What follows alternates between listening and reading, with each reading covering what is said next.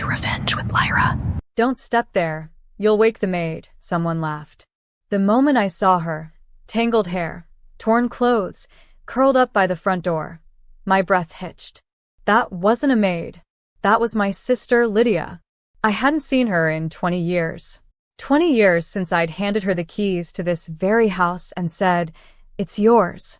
For everything Mom never gave you." And now, this? My heels clicked against the marble floor, sharp and echoing. The chatter died instantly. Mom turned around, mid-laugh, a champagne glass in her hand. For a second, her painted smile froze, like porcelain cracking. "Amelia," she breathed. It had been 2 decades since anyone in this house said my name without a sneer. Lydia stirred. Her eyes fluttered open. For a moment, there was confusion, then recognition, and then shame. She tried to cover her face with her hands, whispering, "Don't look at me." Mom's voice broke the silence. "Oh, honey, you're just in time for brunch. Ignore her. She's unwell." Unwell? That word hung in the air like a knife.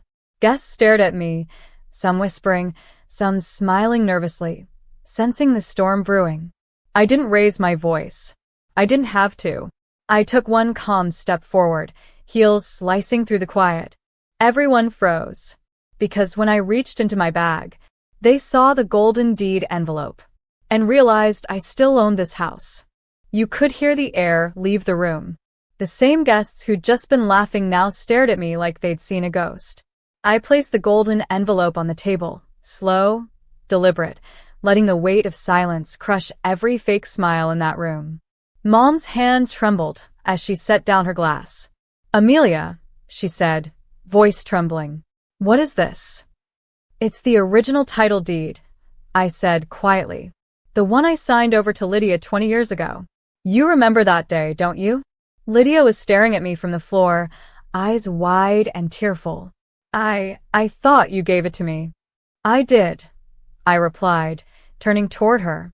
"But Mom made sure it never reached your name, didn't she?"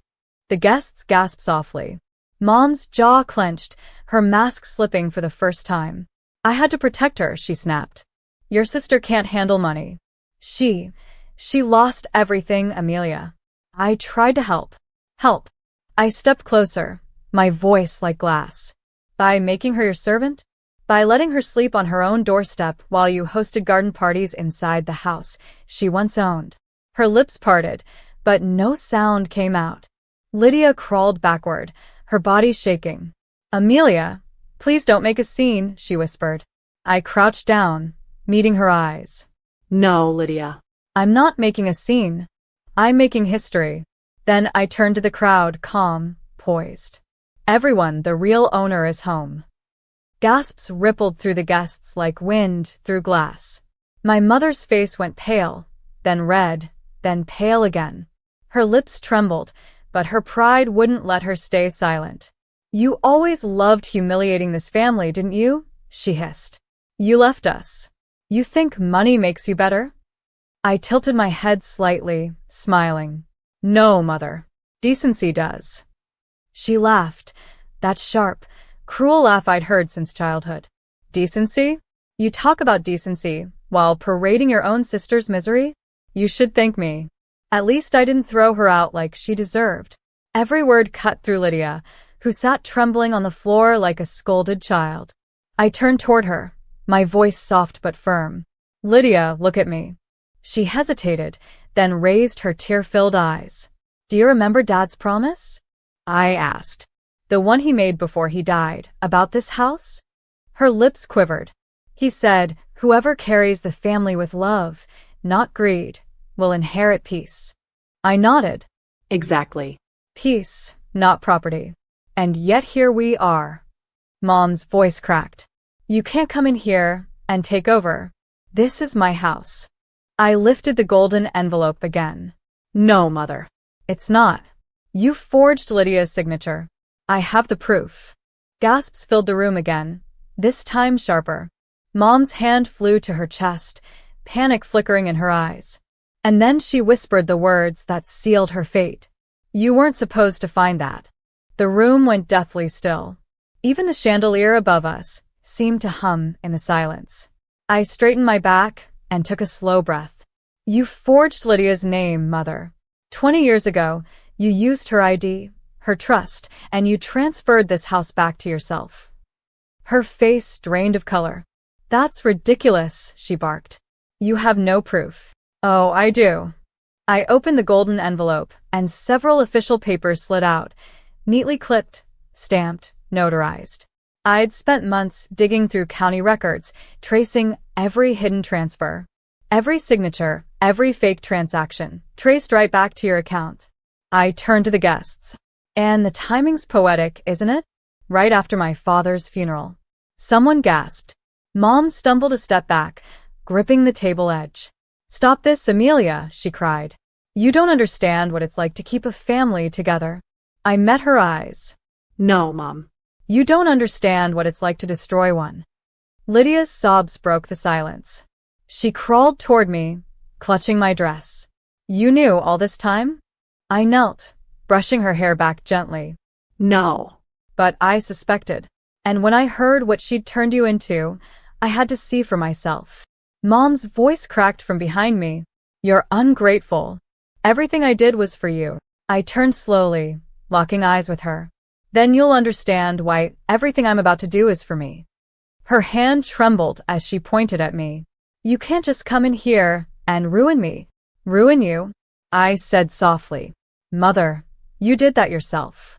She opened her mouth to reply, but the sound of engines outside cut her off, 3 sleek black cars pulling into the driveway. The guests turned toward the windows in confusion. Lydia whispered, Amelia, who's that? I smiled faintly. People who know what truth looks like. The front door opened. A woman in a navy suit stepped in, followed by 2 men carrying files and cameras. The golden crest on their badges glinted under the chandelier, Department of Financial Crimes. Mrs. Eleanor Brooks, the woman said firmly, her voice echoing. We have a warrant to investigate property fraud and financial manipulation. My mother's knees buckled. What is this? I crossed my arms. Justice, I said simply. And it's right on time. The lead officer turned to me. Miss Amelia Brooks, thank you for your cooperation. We received your evidence last month. You did the right thing. Gasps rippled through the crowd. My mother's eyes went wide. You call them? Your own mother? I stepped closer, my voice calm. No, I called the truth. You just happened to be standing in its way. The officers began reading her rights. Lydia clutched my hand, shaking, whispering, I don't deserve you. I squeezed back gently. Then earn it, Lydia. Start over. My mother's shrill voice cut through the chaos. You think this makes you better than me? You think these people care about family? She cried, twisting against the officer's grip. You're destroying your blood, Amelia. I didn't move. I just watched her, the same woman who used to tell me love means control. Now she was the one being controlled, and it was poetic. The guests had gathered in corners, whispering nervously. Some tried to slip away, others stayed, hungry for the scandal. The very people she used to impress with her Sunday brunches were now recording her arrest on their phones. When the officer asked her to hand over her phone and wallet, she turned to me, trembling, desperate. Amelia, please. Don't let them take me away in front of everyone. You're my daughter. I looked down at her, the woman who once made my sister sleep on a doorstep. Exactly, I said softly. I'm your daughter. That's why I know what you are. Lydia covered her mouth, tears streaming down her cheeks. Mom's shoulders slumped. You'll regret this. No, I replied, voice steady. I regret waiting this long. As the officers let her out, the guests parted like a tide. The sound of her heels on the marble faded down the hall, the same sound she once used to announce her power. Now it marked her downfall, and the house finally felt still. After they took her away, the house fell into a heavy, stunned quiet. The guests scattered quickly, pretending to check phones or gather coats, each one desperate to escape the wreckage of someone else's empire. Only Lydia and I remained, 2 daughters standing in the ruins of our mother's lies. She was still trembling, her voice barely a whisper. You should hate me too. I let her use me. I believed her. I called you selfish when you left. I turned to her, and for the first time in 20 years, I saw not the fragile woman Mom had broken, but the girl who used to share my bed when thunderstorms scared us. Lydia, I said softly, I never hated you. I hated what she turned you into. Her lips quivered. Then why help me now? Because I promised Dad I'd protect what's left of us. I walked toward the window, sunlight spilling across the golden drapes, the same sunlight that had once felt cold in this house. He told me once, a home without love isn't a home, it's just a cage. Today, I opened the door. Lydia's sobs turned into laughter, quiet, broken, but real. Outside, a black van pulled away from the gate. The neighbors peered through their windows like vultures, but I didn't care. This house wasn't my mother's anymore. It wasn't even mine. It was finally free. And so were we. That night, the house felt different. The same walls that once echoed with insults now carried the sound of peace, the quiet clinking of cups, the faint hum of the evening breeze. Lydia and I sat by the old fireplace, wrapped in silence that didn't hurt anymore. She looked fragile under the warm glow, but her eyes, once hollow, now held a spark. What happens now? She asked softly. I smiled faintly. Now we rebuild. Not for her. For us. We spent the next week cleaning every corner, every shadow where her voice had lingered. We opened the curtains she'd kept closed for years. The sunlight touched the walls like forgiveness. The news spread fast. Local socialite arrested for fraud, elder daughter exposes 20-year scam. Mom's name was everywhere, but for the first time, it wasn't followed by praise. A week later, Lydia found me standing on the porch, gazing at the garden. You're really leaving again, aren't you? I nodded. I'm not running this time. I'm starting. She hugged me tight, the way sisters do when words aren't enough. As I drove away, I glanced in the rearview mirror. Lydia stood in the doorway, waving, the sunlight framing her like a promise kept. I whispered, Dad, she's safe now. The road ahead shimmered with gold.